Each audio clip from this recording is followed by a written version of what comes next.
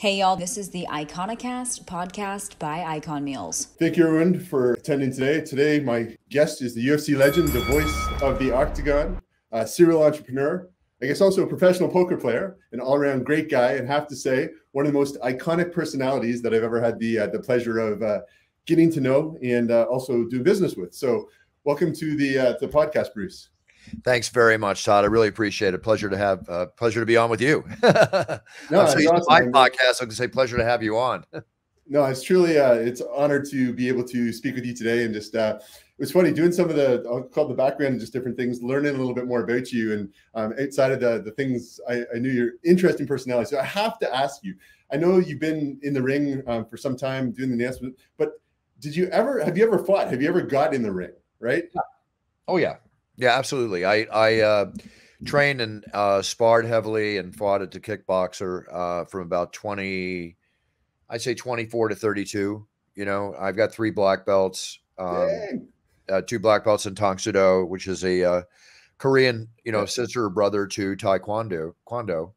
And I have a black belt in Jiu-Jitsu Do, which I don't pretend to be a Jiu-Jitsu black belt. I just used to go in and train their black belts in striking.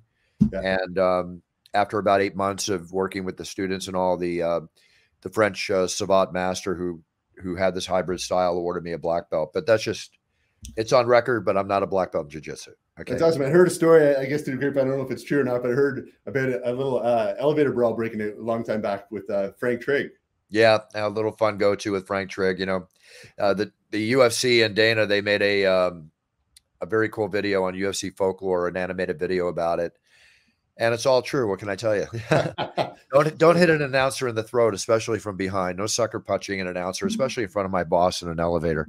So no, I heard you had a lot of great lessons too with the Gracies back in the day. Rolling with them a few times. I've heard different stories. So yeah, I rolled with Hoist back in '91, and he pinned me. Got me down underneath my punches. We went at it in one of his rooms alone together, and he told me to come on and take his head off, and I went at him, and he got me down and side choked me and told me to tap out, and then stood up in the guard and said, "See, isn't it nice not to get hit in the face?" And I go, "Yeah, definitely got something going on there." That's awesome stories. I'm sure you have many more, but I wanted to ask you, so you're in such great shape. Okay? I've known you, I've met you before through Mike O'Hearn and stuff, and just you're in great shape, right? Like you seem to be that sort of, like I said, iconic personality where I've always seen you in great shape. You have to be probably in great shape as well. The amount of travel you do, being in and out of the ring and doing all your different things. But how do you stay fit? Like, how have you stayed fit for all these years, right? What is like, diet must play a big portion of that. And then also your training regimen. So tell us a little bit about that. Well, I always believe that basically to stay in shape is 75% what you put in your body, what you ingest, and 25% how you work out. And I've always loved working out. I've been an athlete my whole life. As a kid, all I did was surf and do martial arts and push-ups and maybe some curls. I never lifted weights till my mid to late 20s. And, developed a really strong natural mass of muscle through swimming and water polo and all the sports that I did. And it just carried on for me. I always enjoyed being in shape. I fluctuated, anywhere from 200 to 220. Now I'm coming in at like 198. I'm staying there. And I just love, feeling good and eating right and being in shape. But the bottom line is I used to train to work out. Now I train to get older. I used to train to compete. Now I train to get older. Yeah, I think it's a lesson. Yeah, a lesson you learn from me, at least, as you get older. It's also more about the longevity, right? Feeling good as you grow and just overall. But no question at all. Absolutely. What would you say? What's your favorite food? If you had to pick anything and you're eating, what would that favorite food for you be? There's a number of different things. I'm a real breakfast guy. I could eat breakfast 3 times a day, but I'm Italian. I love fine Italian food. I love Japanese food. I don't eat a lot of meat at all. If anything, I try to avoid meat, my own personal choice. I like bison meat when I have it. Yep. But mainly, I just love good fish, vegetables, fruits, like that. That's awesome. So I want to talk a little bit about, for me, your big inspiration in regards to really learning more of the background, just in all your entrepreneurial ventures and stuff, right? You got a lot of different businesses and like you're managing a lot. So you have like the It's Time podcast. I think you have like, outside of the ring announcement and being that voice of the Octagon, you have your energy drink company. I think you have a spirits brand. You have a new cologne launching. On top of this as well, I'm learning that you manage all your brother's business as well, which is absolutely mind blowing to me. So how do you manage all that in your day, right? Like you have a lot going on. I know you have a very intelligent business mind, but it still takes a lot to drive all those multiple channels. Well, yeah, that combined with the videos and the audios we do here, I'm very busy filming videos on Cameo, and people write into my site, brucebuffer.com, for championship introductions, videos for birth of babies, weddings. We get everything. Business requests, which are, can be very expensive, doing campaigns for them, whatever. So it's a real mix. But my partner, Kristen, and I, we have it down to a science. And when you talk about things like my bourbon Puncher's Chance here, that, or my energy product line, which will be out in March, called, It's Time. This is the most natural vitamin infused energy drink on the market. I don't care what anybody says, compare it to mine. And it's unbelievable. This is very big things happening with this. I involve myself with companies and basically develop a license with them to use my image and my brand to promote. But at the same time, I'm involved in the creation of the products and the development of the products, because I want to have a hands-on, not just take a paycheck and let them use my picture through a 2-day film session in a studio or something, So I try to stay active. And when you do that, I side myself with the best people I can, so that their business acumen and the people and their team and everything are the best that can be. And I got very lucky with my spirit partners, Umberto and Brad. They were behind Cabo Wabo, Sammy Hagar Tequila. They were behind Skinny Girl and Campari and all the marketing. So I have a great spirit partner. And the company I use in England for Its Time and my cologne and toiletry line coming out, very, very worldwide known, and a huge pipeline to plug into. So it's all good. So surround yourself with the best to be the best. And good. The products have to be the best. Otherwise, I'm not a happy guy. Yeah, it's your reputation. So where did the tagline come from? It's time. I always woke up in the morning and I would always be saying, like, it's time to be the best I can be, maybe slap my face after I shave or something like that. And then I was never phrase driven, because my brother Michael, the legendary Let's Get Ready to Rumble announcer, the greatest entertainment sports announcer of all time. And I say that with love, and I say that with respect, and I say that because I mean it. He was phrase driven, and everybody else gets in and they're phrase driven. I wasn't phrase driven. I didn't want to be Frank Sinatra Jr. I wanted to develop my own style. I wanted to, create a style that people thought was unique just to me.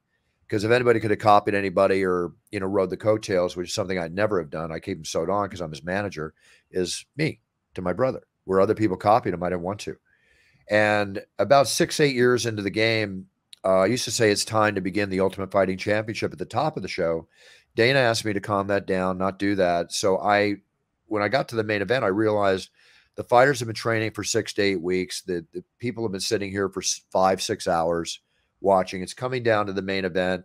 It's time. This is the moment we've all been waiting for. And it just came out like that.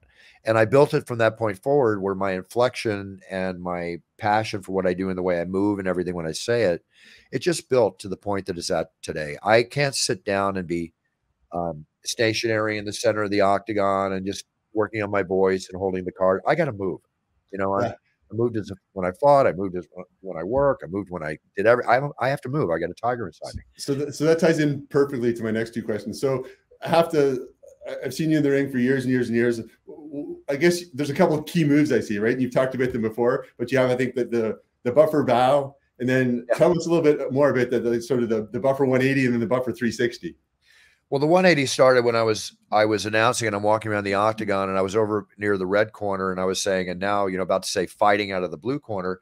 And I realized I was looking at the red corner. So I spun around, and I still do have a really good spinning bottom fist or back fist or whatever. And I just went into that form and, fighting, right? And when it happened, the audience reacted. I got back to my seat. And I'm like, wow, that's something there. That was the birth of the 180. It was actually by accident. And then the 360 was an egg on from Joe Rogan, because I was doing 90-degree turns and 80-degree, whatever the turns. And he's like, well, can you do a 360? And I was in a overcoat and a suit, and we were in London, and I jumped up and spun 360 and landed a perfect landing. He tried to do it. He slipped, and he's more than adept at landing a 360, I'm sure.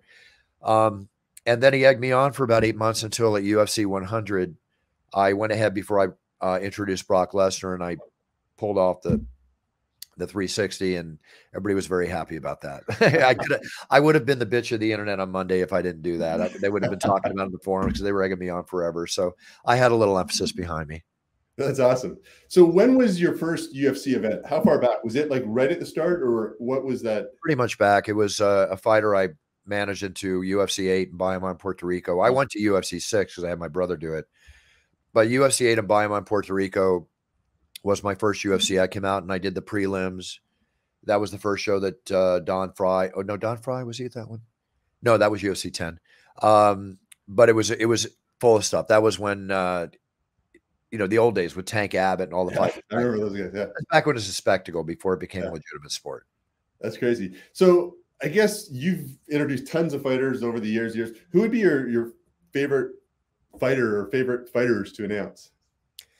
There's many. It's put it this way: the longer the name, the more syllables, the more fun. If it's like Frank Trigg or Mike Swick, I get it out there, but it's single syllables. If it's like Habib Nurmagomedov, that kind of thing, it's like, let it go, let it fly, give it to me. The Pride of Ireland, the notorious Conor McGregor. Give me meat to work with, and any announcer is going to tell you they love that. It's awesome. So I came across somewhere in one of your pieces that, to me, like I said, you're very motivational, inspire you, just your mind's going all the time. But I heard you say there's no problems, there's only solutions in my life, right? And I think that resonated with me quite a bit. But everything I've seen from you, you come across as a person, just you're full of passion, zest for life, sense of pride, you love what you do, right? How do you stay so motivated and inspired? Like over the whole, that level of passion just precludes all the time. And it's been countless years. So obviously you love what you do, but what keeps you just going and pushing to elevating that level? It's passion. It's just pure passion. It's enjoyment and love for what I do. And it's how do I say this? I just love what I do. And the moment I stop loving what I do, then I'm going to stop. The moment I have to go in and phone it in and not really enjoy what I'm doing, or to the travel that's involved and the separation from family and friends and all the sacrifices that we do make to do this, then it's time for me to stop, but that's not going to happen. My passion. And you've never missed, I think you've only missed one based on a year ago, right? But you've never missed any fights of the pay-per-views in years. No, I never missed a fight. I've been a workhorse, Crazy. Cal Ripken record type holder, the whole bit, but I got COVID last year and I couldn't go to Abu Dhabi.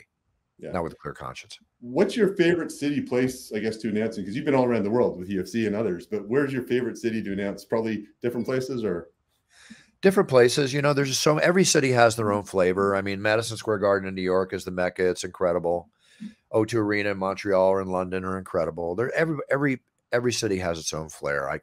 The fans in Brazil, the fans in Canada are manic, crazy, and Ireland's crazy, and it's just every city's got their own flavor. So I just appreciate everywhere for exactly what it is.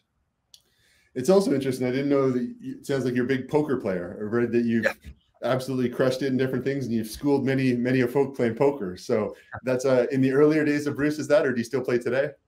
No, I play today, but I don't play live. I haven't played live except once on Poker After Dark back in April because of COVID. I'm going to play in March. 80 people consisting of some top pros like Phil Hellmuth and Tom Dwan and others, Maria Ho, each of us putting up $5,000, be a $400,000 prize pool. I'm looking forward to that. It's right before the big UFC March 5th, so it should be a fun time. That's awesome. So hopefully financially rewarding too. I'm sure. So that's great. But I want to be respectful of your time. So I guess question for you, like everything that you have, you built this up, right? And I don't know how anyone ever replaces Bruce Buffer in the ring. So what do you want your legacy to be? When your time's up, you're saying, hey, I'm done. I've had it's not fun for me anymore. It's just time to move on. What do you want that legacy to be? I always gave it my best. I did it with passion, and I always gave it my best. Please respect me. That's all. Well, it's awesome, Bruce, because you're a legend in the ring and outside the ring, and very respectful of all the different businesses you built. Just grateful for being able to have the opportunity to work with you. But where can people find you? I know your website. What are the IG handles for the folks that aren't following you that should be? I'm really big. Thank you. I appreciate your kind words. I really do, Todd. I'm mainly on Instagram, Facebook I post, and Twitter. Instagram is Bruce Buffer UFC. Twitter's at Bruce Buffer. And Bruce Buffer, just go to brucebuffer.com to access all of that, or to my Instagram, Bruce Buffer UFC. And that's where I'll have everything out about the products coming out, what's going on, different things happening. And again, if you want videos and such as that, just go to Cameo or just write me at brucebuffer.com. And my partner, Kristen, and I will take care of any. Your wish is my command, whatever the needs are. Keep it respectful. Yeah, I was going to ask that. Keep it respectful. No problem. You probably got some interesting requests, but oh, yeah. I'm sure. Yeah, I so definitely have some. But definitely, I very much appreciate your time today, Bruce. Thanks for giving us a few minutes and just allowing our audience to get a little insight into the background of Bruce Buffer and the voice in the Octagon. So, but I definitely look forward to working with you. We're excited about that and the opportunity. So appreciate you again today. Thank you very much for spending time, and God bless. Thanks, Todd. God bless you too. I really appreciate everything. And Icon Meals is great. Keep up the great work. I'm enjoying them very much, and we have some good work to do together. So let's get it done. Let's feed the world and nutritionalize the world the way it should be done. Definitely look forward to it. Appreciate it, Bruce.